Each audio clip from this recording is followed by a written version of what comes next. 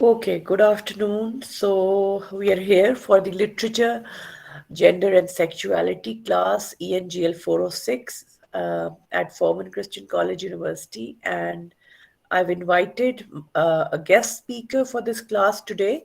And this is also one of my ex MPhil students and baccalaureate students, a student who's worked on feminism even in her baccalaureate and for her MPhil thesis, but she has particularly worked on kind of South Asian views on feminism. So that's why I was interested for her interaction with my students. Um, so since we discussed some South Asian works by Ismat Chughtai, I thought her thesis was relevant, and that's why she's invited here. So I welcome Asfa Zia to talk about gendered perspective in Lehaf, but then she's going to broadly overview some of the some similar themes in Pakistani literature as well. And just to introduce her briefly, she's done her BA baccalaureate from FC and MPhil as well, and now she's working at UMT. So welcome, Asfa. And once you've finished your discussion, I would like to invite students for a question and answer session. Over to you. Thank you. All right, thank you. So even during my discussion, I invite all the students to ask questions. It's a general discussion. So I'm going to start, and if you have any ambiguities or anything that you don't understand while I'm talking, so you can always just stop me and just talk. Okay, I am going to particularly talk about Isma Chugtai and her work Lihaf because that is the work that I have included in my thesis dissertation, and basically it was a chapter of my thesis. Her the my research on Lihaf was a chapter of my thesis. Okay, so just giving a general introduction.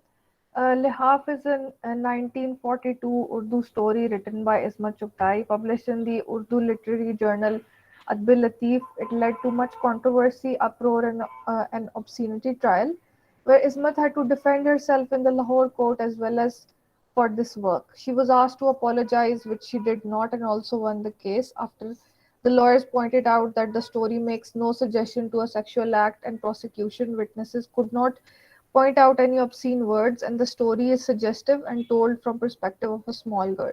So why am I telling you all this? It's because this is relevant to what she was talking about, and how the situation during that time was very troublesome, and how she got involved in a controversy because for the first time, I believe, a female author and writer was talking about sexuality in very subtle undertones, and obviously she did not want to get in trouble. So maybe that's why she wrote the story from a little girl's perspective, right? Moving on. So, moving to the story. The story is told from the point of view of a small girl who is the niece of the protagonist, Begum Jan. Begum Jan has had a very depressing life after marriage. Her husband, the Nawab, was much older than her, and was thought to be an extremely respectable for never having any encounters with prostitutes. So this is really interesting in the context that he was a gay man, but then he had done this marriage to basically to do face saving so that people would never question his motives. And that actually talks about the subcontinental culture at that time, that men could get away with all kinds of heinous acts, violence and oppression of women, by just have like this public persona which would term them as very good men, as very religious men, right? Because he was also a mentor for the boys that he was interested in, and we'll see that further. But it is soon revealed that it is because the interests lie in the other gender. The lonely Begum starts to wither, but is saved by Rabu, her masseuse. Rabu is a servant girl who is not so pretty but very deft with her hands. When the narrator is left at Begum Jan's place by her mother, she realizes that despite her past admiration of love for Begum Jan, there lie many secrets with her. At night, the great shadows formed by the cult of Begum Jan and her odd behavior in the absence of Rabu bring to light their hidden relationship, traumatizing the narrator. So, my focus on the little girl is such that I have basically talked about pedophilia in the context of this story, and that is also relevant because then again talking about such taboo topics and also from a female voice was something which had never been explored before in a subcontinental context. And other than that, talking about the sexuality of these two women, it's very interesting that Begum Jan never really, points out that they are, uh, women, they're lesbians or anything like that. It's just that they are the way they are, and she doesn't give any label or any, title to their relationship, right? She doesn't even call it a relationship. So that's really interesting, and that is where our research and analysis can come in, right? Okay, moving on. Uh, Also, if there are any disturbances in the back, I apologize for that because this is a public place. So, just moving on. So, Chuptai does not explicitly state what goes on between the two women beneath the quilt. The shadow cast to the wall in the form of an elephant is used as a metaphor for the physical relationship between the two women. So this is how the child describes their relationship, that it's like their sexual encounter, that it was like an elephant in the room. And it also has a metaphorical connotation because we know that an elephant in the room means something which is very apparent but nobody's talking about it. So I believe this was a a connotation related to the society in which people were living at that time, that all these things are hushed up, they are kept under the carpet, under the garb, so nobody really knows that, nobody really talks about these things. And I believe it's the same even now. Well, things are a bit different now, but still in many parts of our country things are the same. Okay, in the dark, Begum Jan's quilt was once again swaying like an elephant. I moaned in a feeble voice. The elephant inside the quilt heaved up and then sat down. I was mute. The elephant started to sway again.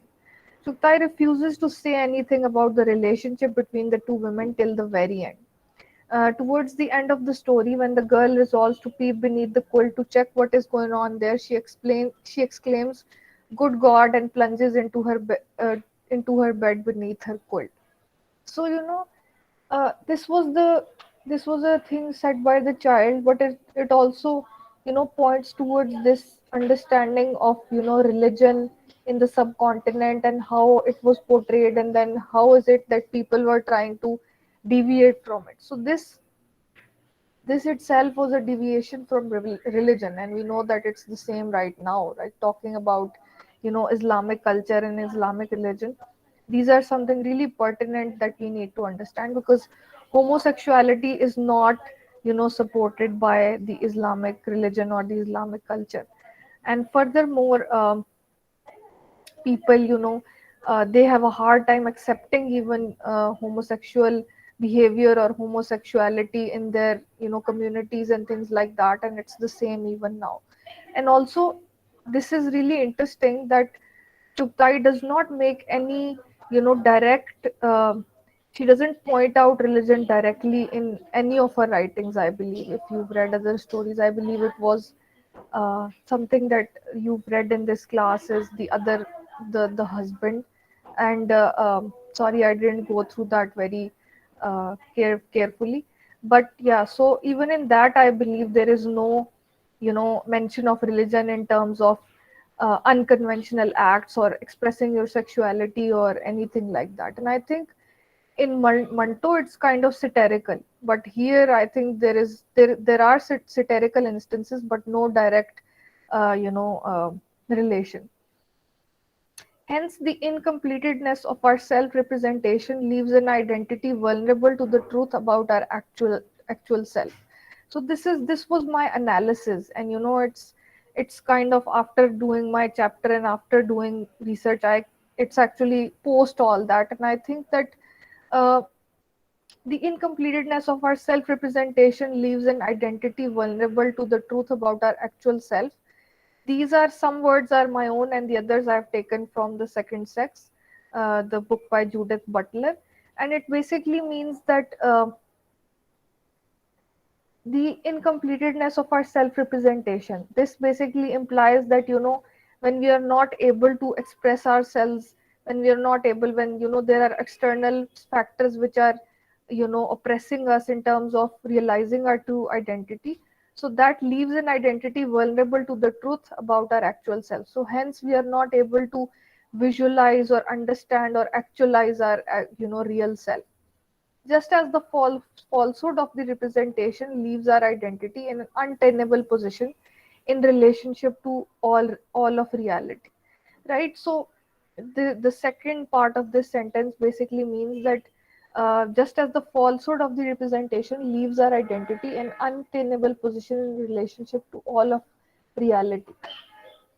So this basically means that, if we have to uh, represent ourselves, we want to express ourselves, but that never happens.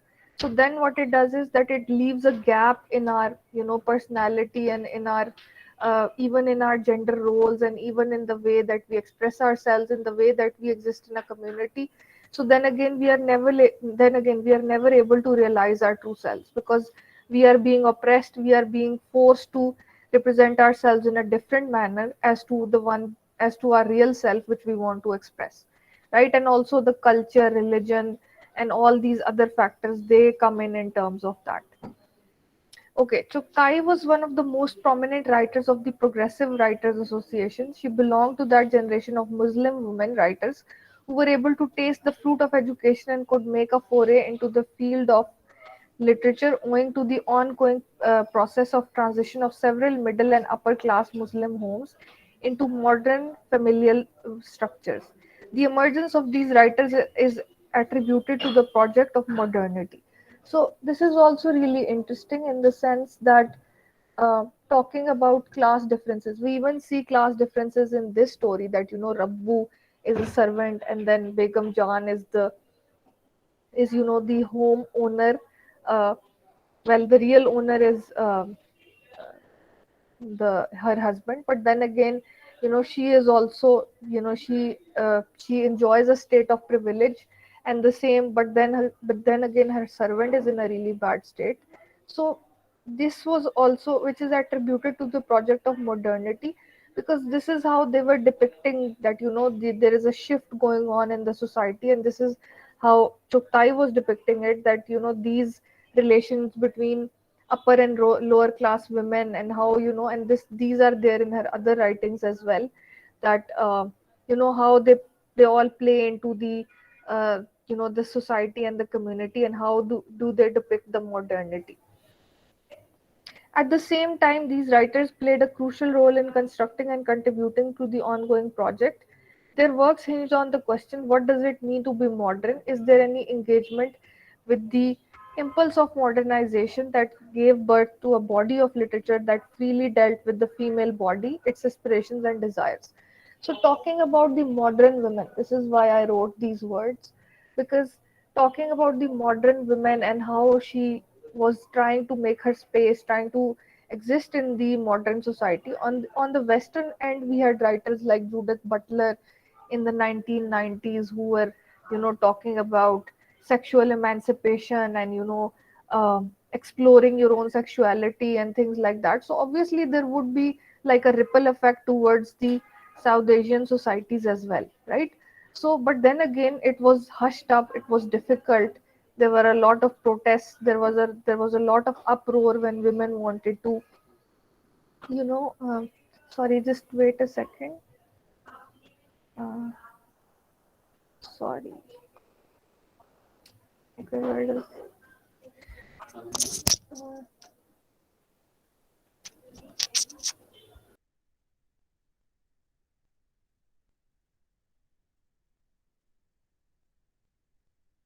People, you can prepare some questions to ask her.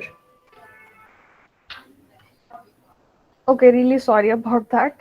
Like I said, it's a public place. So, okay, moving forward. Yes, so talking about that ripple effect, and talking about how, people were moving, there was a ripple effect in terms of, this the identity of a female. I wouldn't say woman, because woman is a societal, construct. So it was about the emancipation, about the expression, about the, you know, like visualizing your role and, you know, your unconventional role, and breaking away from the expectations of a, you know, a subcontinental society, the subcontinent, and, you know, trying to make your own way through it. So hence Chugtai is known to be one of these writers, women writers, and I believe the only women writer in her time who was, you know, pointing towards the issues that women were facing regarding their identity crisis, regarding their, you know, what do you call it, their place in a society, right? And especially about the desires, like their desire as a female, their desires as a woman, their sexual desires, their especially their sexual desires, and also how they wanted to express them. So Isma Chughai's short story Lihaf became the center of controversy as soon as it was published. Although the story does not make any reference to same-sex relationships, it gained immense notoriety for the depiction of the relationship between Begum Jan and her maid Rabbu with sexual overtones. The enclosed space of the Zanana becomes the site on which homoerotic desires are articulated and sexual revelation is sought. So this was, you know, an inversion by Chuktai. If you really think about it, I'm sure you've read the story. कि basically the जनाना, जिसको जनान खाना भी बोलते हैं, जनाना basically means women. So the place of the women, it was supposed to be a very, you know, a very a very religious and a very, you know, space where women would pray and they would talk about religion, or the, you know, that they would all be cooped up in one place and they would, you know, discuss very domestic things, and there was nothing more to it, right? That was their space, but it was very, you know, oppressive in the sense that men had, you know, all the other, they could navigate through all the public spaces in the city and in the society, while women were confined to this zinana, right? So hence these women sought, you know, their emancipation while in the zinana. So this is really interesting and also something very pertinent to understand regarding this story. So the lihaf or the quilt becomes a covering for the deviant desires of the women. By sexualizing the zenana, Chugtai gives a blow to the patriarchal ideology that a zenana is the sanctum sanctorum of the house and is therefore free from the invasion of any form of sexuality. Right. So this was what was thought generally, that women can never, well, they, either way they couldn't express their sexuality publicly, but even in private they couldn't do anything about it. While you know, Chuktai completely inverted this belief, and she showed that, you know, these two women were they were exploring their sexuality in the Zenana. So hence, this was her blow. This was her answer. This was her, I wouldn't say answer. This was her, you know, blow to the patriarchy that women can also explore their sexuality. The portrayal of the character of Begum Jan is a result of Chughai's participation in the construction of the project of modernity. Begum Jan is the representative of the new woman who constantly tries to negotiate the difficult terrain of traditionalism versus modernism. Right? So this is something that this term new woman, I thought of it while reading this you know, story for I think the 12th or 13th time, and it just clicked in my mind that, you know, there is this clash between modernity and traditionalism going on between, you know, the characters in this society, because on one platform, the, sorry again, I have to talk to a student, it will just take a second. uh,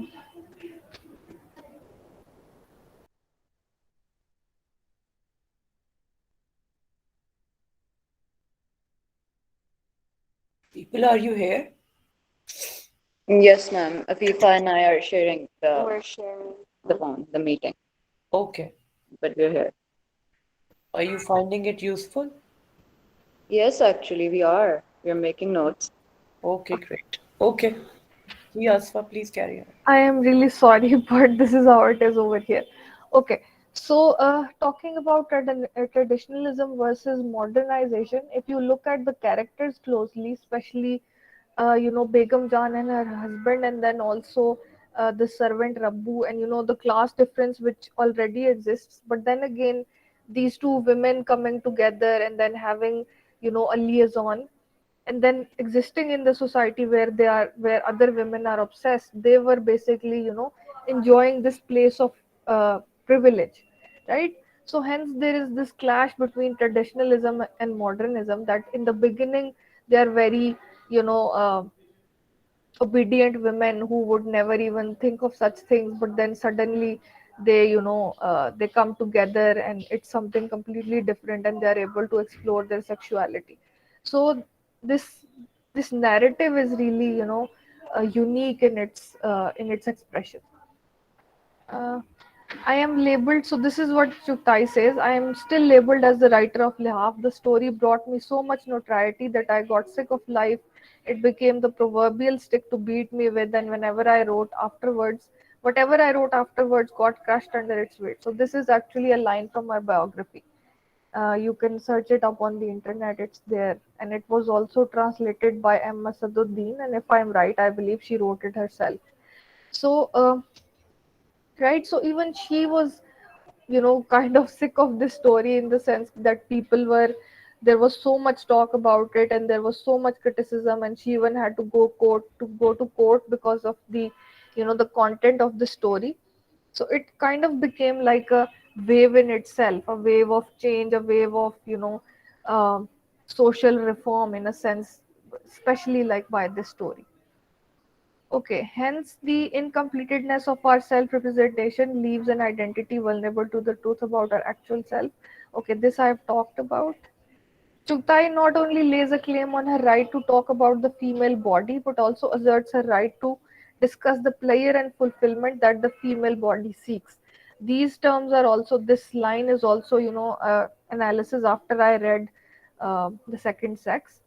So, you know, it's not just about female emancipation in the sense that it's only pleasure. It's also about fulfillment, and the desire, the sexual desire that the female body seeks, and how it should be normalized instead of confining it, instead of uh, patronizing it, instead of just hushing it up on one side and not giving it any representation, or any what do you call it, any place to exist in the subcontinental society specifically. And I'm sure you can relate many works to it, but I think the work which was coming to my mind was talking about Pakistani authors.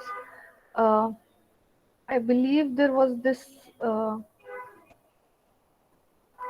okay, let me just, I'll get back to it and then I'll talk about it. So the Zenana then became the space where radical desires for sexual revelation are articulated. It becomes a space for the expression of subversive desires under the garb of normalcy. The quilt becomes an important symbol for the concealment of the subversive activities. Geeta Patel points out the story discloses the dynamics of sexuality within circles of enclosures, the quilt, the veil, and the zenana, through the child's visual description and display of Begum Jan's body. Lihaf is a covering both for hiding the narrator beneath it and for concealing the activities of Begum Jan, right? So the name of the story is symbolic, right? And it talks about how sexuality was being explored under the garb, under the quilt, but then nobody was talking about it. And then also it becomes a space for the expression of subversive desires under the garb of normalcy. That under this, the idea that women are only their properties of their husbands and they can only have their sexuality is also owned by their husband. This notion was, completely subverted by the story, The Quilt, right? Uh, By delineating the character of Begum Jan, Chugtai raises important questions on marriage as a form of economic enterprise and women as commodities playing a subservient role in their marriage. So, another perspective is, if you're looking at from talking about class differences and also commodity and the Marxist ideology. So then we always take marriage as a social construct in terms of literature. I'm sure you know that, and I'm sure you've explored it that way. So then again, it was how as I said in the beginning, how uh, the Nawab, he just wanted to have a he wanted to show to the world that he has had a respectable marriage, so hence nobody would ever question what he's doing, and he would exist really, he would have existence free of any kind of criticism. So hence, the woman became a commodity in this kind of setting, that she was just married off as a sign of property. She was owned by the Nawab and she couldn't do anything on her own. While narrating the details about the arranged alliance between the Nawab and Begum Jan, the narrator points out that the poor parents of Begum Jan married her off to the rich Nawab, who was of ripe years because he was very virtuous. Right? So this is also a perspective. And then again, Begum Jan makes the bold choice of seeking the fulfillment of her desires in a relationship with Rabbu. Her sexual liberation can be seen as a means of self-actualization. She refuses to give in to the repressive marriage customs that define her only in terms of her relationship with her husband. Instead, she creates for herself the image of a new woman free from the shackles of patriarchy and articulating a new gendered consciousness. So this is, my thesis statement for this discussion. That is that this new woman wanted to explore herself despite every cost, and she was, even bribing her uh, partner and giving her money so that she would come back and help her explore her sexuality further.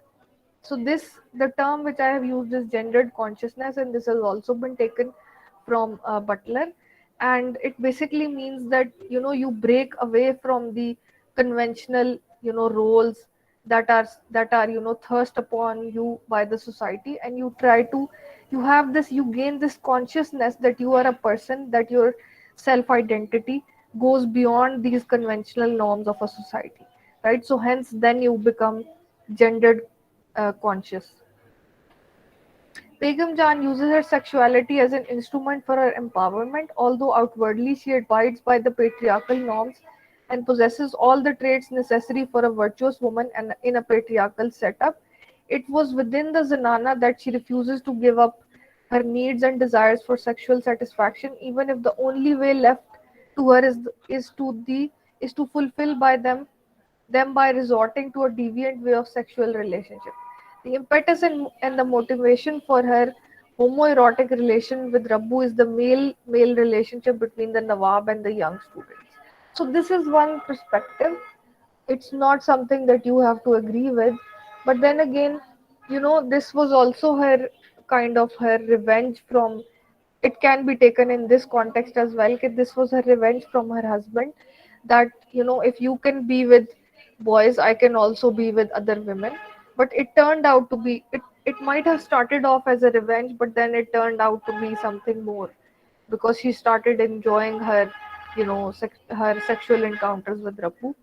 And then again, it kind of points towards talking about Western theory and uh, Western school of thought. It points towards the theory of, how there is the lesbian, which is very timid and very submissive, but then there is the butch, who is very it's a term for those kind of lesbians who are very forward and who are very dominant, and they will get their way however they want in a setting, in a same relationship setting, in a woman and female to female setting, right? They So usually say that a butch lesbian is more like a man. yeah, exactly. Like masculine as well, but it doesn't necessarily have to be like that person doesn't necessarily have to be masculine. But talking about similar tones over here. Okay, so moving further, I'll just get to the conclusion fast so then we can have a discussion.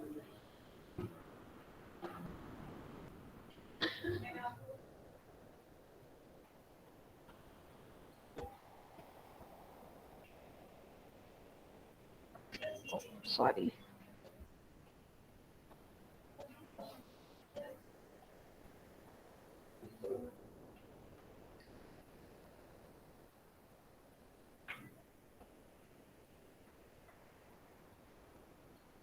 I believe this is the end of my discussion. So if you guys have any questions, you can talk about it. Okay, just these two things. I'm just going to sum up what I have written. Uh, the play. Uh, Begum Jan's will to live leads her to negotiate the terrain where the opposite forces of traditionalism and modernity clash against each other. The Zanana is Lihaf in Lihaf is not an idealized one. Begum Jan sexualizes the place which was traditionally supposed to be desexualized in her attempt to come to terms with her own sexuality. She rejects her traditional role and treads the path of modernization. Right. So this was one of the concluding points of my discussion. And yes, about the male gaze. The relationship is described to us through the visual details given by the naive and the innocent narrator. The stories and expose. It sexualizes the Zanana by making it the site of the articulation of the homoerotic desires of Begum Jan. Hence, she poses a challenge to the oppressive politics of the patriarchal setup, which try to curb and restrain female sexuality by confining them within the confines of the Zenana, far from the male gaze. Tuktai highlights that the Zenana can become the locus to provide contentment and fulfillment, which women fail to get from their marriage. Suktai's claim that the sole reason that she writes the story is to record what is going on around her gives us an insight into the densely layered sexual politics of the Zenana, which was the process of transition when Chuktai was writing. Right? So this that is all. So your questions and concerns. Okay, thank you, Asfa. That was excellent.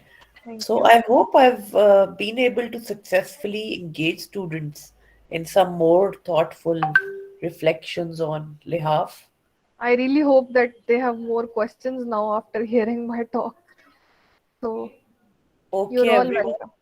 More questions, discussion? I do have a question. Yes. Eamon here. Okay. Yes. You mentioned conservatism and modernism, but I Yes. was thinking that homosexuality has always existed, from time immemorial. It has always Yes. been a concept, and it's not really a product of time, of modern times, of contemporary times. It has Yes. always been there. What would Yes. you say to that? Am I right in thinking that it's not a product of time? Of course, like you're very, very right. Even in my thesis, I actually explored the history of homosexuality and how it was, how was it started? Well, how was it realized in the subcontinent? So there is a history of, divans and even the Mughal emperors, and then they were engaging in homosexual acts as well in many, books of history. So you're right. And the only difference, like making this drawing this line between modernization and traditionalism, was to that in modern society homosexuality was being given a representation, right? It was given recognition, it was given expression. So this is how it was different. And in talking about the Western world, even there many protests and things were going on, and there was literally, it was kind of like a revolution, and there were many people who agreed with it, there were many people who disagreed. But the main thing was that, these people were given a voice for the first time, while in terms of traditional society they were hushed up. Even in the Western culture they were killed. And talking about Christianity and sodomy and things like that, like going way back in history. So even they were not accepted. But talking about the modern society, they were given a voice and they were recognized as people existing in a society, as citizens later on, and having their own reproductive rights later on, having their own identity, like getting recognized in the society and not being ostracized from it. So I think these were some of the things. I see. Another question. In your opinion, how much of it is a class thing, self-actualization of different sexual identities and acceptance of different sexual identities? Do you think that it's more of a class problem? That's actually a very good question. And it actually talking about our own society, you might even give the answer that it points towards that okay, people who are privileged, they can, get away with a lot of things. But talking about the lower classes, if for example, a transgender child is born, or a boy is born who is gay, or a girl is born who is attracted towards women, so they really have a hard time uh, you know getting accepted in the society, and they have a hard time even living because people always ostracize them, people don't accept their sexuality. So yes, it does exist, that this is one of the truths, that uh, the rich class is privileged in sense of exploring their sexuality even in our culture. But I believe, building it up a bit further, that is that there is resistance. As you know, Dr. Nukba has also done a lot of work on resistance and post colonialism. So I would say that there is a lot of resistance as well, because now people speak up for their identity. They want to they want to be a part of the community and the society that they live in. And there are protests as well. For example, there is the Aurat March here, and you know how it talks about realizing and giving a voice to and giving a citizenship to all the members of the society. And hence they even say that it is a queer society. They don't say that it's a society for men and women or for gays or lesbians. It should be an all inclusive society which gives a voice to all the people, right? So such movements are also going on in our country now. Okay, Eamon, is your question answered? Yes, it is. Thank you. Okay, great. Any more questions? Yes, ma'am. I have a question. Ji. As we are in the beginning of story, how do you think that Isma Chugtai characterize her story? Like, is it about empowering a woman empowerment, or it's on not romantic kind of thing in the story? Sorry, could you please repeat your question? I'm asking that how she characterized her story. Like she is talking about women empowerment in the story, but at the same time she is talking about like her husband is not fulfilling her sexual needs, and he's not fulfilling her sexual needs. So is this story about women empowerment, or this story is about not being romantic? Okay, so I think what you're trying to talk about is it's not romance. I mean, I believe you're trying to say that when two people are not uh, okay, let me just get to that Oh, in a minute. can I elaborate on this? I Yes. think she's asking that is this woman's behavior or her sexual orientation impacted by lack of romance in her life? I think that's the question, Eamon Shahid, right? Yes, ma'am. Oh, okay, that's a very good question as well. Uh, there could be, I mean, I'm just going to give you my opinion on it, but you can also explore and research and maybe come up with a different interpretation. I believe this was a gateway for her to, have other options to explore her sexuality. And yes, it could be one of the factors, because she was not sexually satisfied with her husband. She looked at other ways. But this kind of points towards her freedom of thought and freedom of expression, that she actually thought about it and that she did it, right? Even thinking of these things at that time, or even saying a word regarding these things at that time, could get you killed, right? So this was the a very huge act of courage on her part, that she actually stood up and she said, okay, fine, if he can't sexually satisfy me, I'll look for other ways. So this is what I think, but you could have a different interpretation. Okay. Okay. Any more questions? Amen, is your question answered? Yes, ma'am. Okay. Anyone else? Afifa, you're very quiet. What about Muhammad? I hope they're not asleep. Ji Muhammad? Ma'am, Muhammad is No not present, questions. right? Oh, I sorry. am here. Can you hear me? Yes, yes. Okay, no, I don't have any questions. I think this was Okay, interesting. okay. Anyone else? Also, I just wanted to point out, Asfa, that the second sex is by Simon de Beauvoir, not Yeah, by Judith Butler. sorry. Yes, Yeah, I always confuse the but you two did things. apply Judith Butler's theoretical perspective Yes, as well. yes. Any broader perspectives on, like, because we are kind of overloaded with information by Western scholars and Western writers on the topic, right? On Yes, gender yes, perspectives and yes. gender and sexuality. But if we want to read a little more um, by South Asian writers, can you recommend any other texts? Okay. Sexuality and I have a question. yes, Yes, Yeah, Afifa. it's about identity basically, because you made some excellent and very interesting and actually quite complex points about identity of a woman and identity crisis.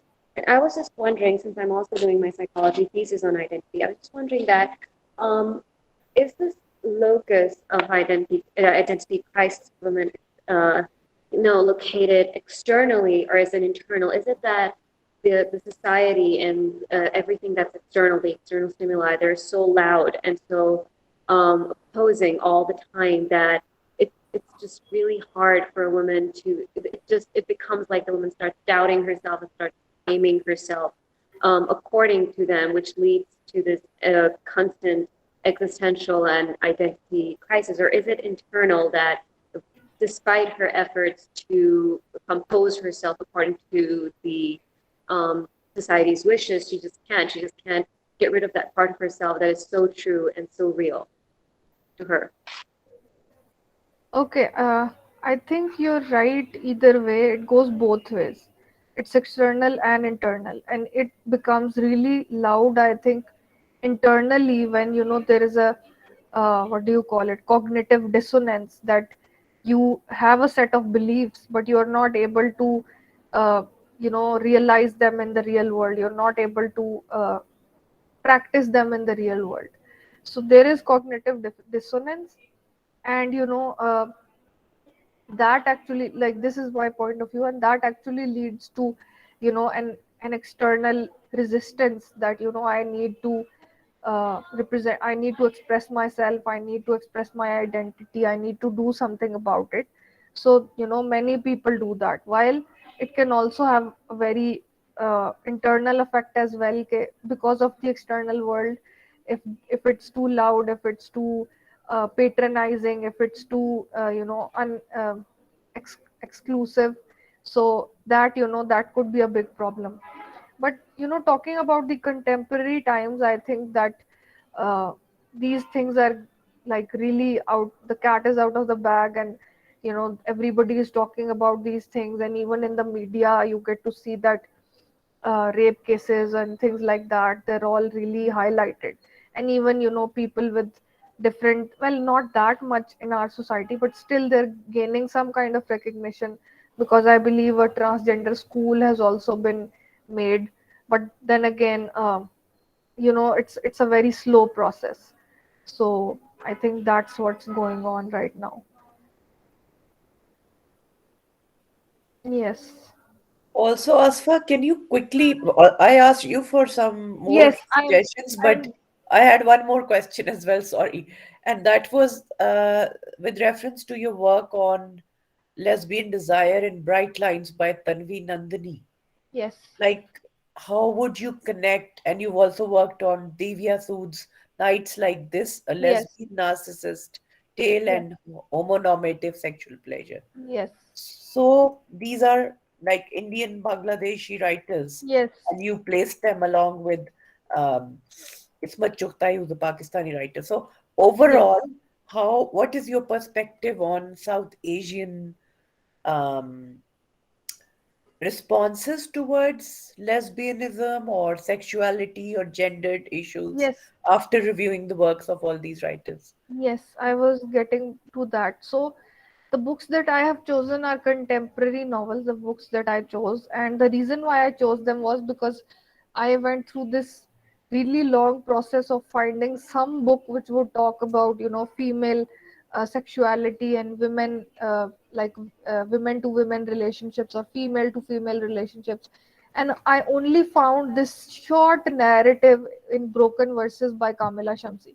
And that was actually not enough for my thesis, or, for to kind of do a constructive and do like a detailed analysis. So I think there is a lack of narratives, pertaining to lesbian relationships in terms of, well, there are Indian writers, but then in terms of Pakistan, I couldn't really locate anyone. But I'm sure, like, if you guys, you do your research on this topic, I really hope that you will be able to find authors, because maybe it was the time constraint or something like that that I wasn't able to find such authors. And you can also explore Broken Verses. It's an interesting read. So, other than that, relating these two works to Ismat Chugtai, the difference was that the characters in these two novels, because they were situated in America, so they had this whole, what do you call it? This whole playground to realize their sexuality and to um, kind of see what they like and what they don't like, while here it was very, it was very cooped up, in the sense that it was kind of like now or never, that Begum had this space and she had to do something about it, otherwise she would go crazy. So it was not the characters in these novels, they had the privilege to actually be in the Western society, be in America, and explore different parts of their sexuality openly. So that was one difference. And another difference was, the era, because talking about the contemporary times, there is a lot of, as I said before, a lot of knowledge and a lot of realization among people, that they give space to queer identities. While talking about Begum Jan, she existed at a time where such things were taboo, and even talking about these things or expressing yourself could get you killed. So that's there. And other than that, just looking at the lives of these females, I would call them females, uh, is such that they were younger. The other two characters were younger, in their teenage or in their early 20s. But in terms of Begum Jan, the expression that we get is that she is maybe a woman above 30, close to 40, so it's not like she's not really projected as a young woman. So this is what I think. I mean, you might have a different interpretation, but this was my interpretation at that time, right? So these are some of the things which I saw. And if you come across South Asian characters in, hopefully in a Pakistani narrative, that would be really interesting in terms of research being done in this area, specifically talking about lesbians and their desire. Okay, thank you so much. One text that actually comes to my mind immediately is by, um, I forgot her name, this lady who's worked on transgenders, um, Claire Pament. Okay. So, yeah, before I forget, I just wanted to mention it because, Claire Pament has worked on the Khwaja Sara community in Pakistan. uh, It's okay. quite an important work. So, because nobody has ever written, like at international level based on this kind of theme. Okay, so thank you so much, Asfa. I think it was a very engaging discussion and adds to our students' knowledge and maybe makes them reflect a little more on the South Asian context as well. Thank you for your time, and I hope we're going to have some more fruitful interactions with you in the near future. Thank you, ma'am. It was an honor that you invited me. I'm really glad I could, be of some use to these students. And as far as the students are concerned,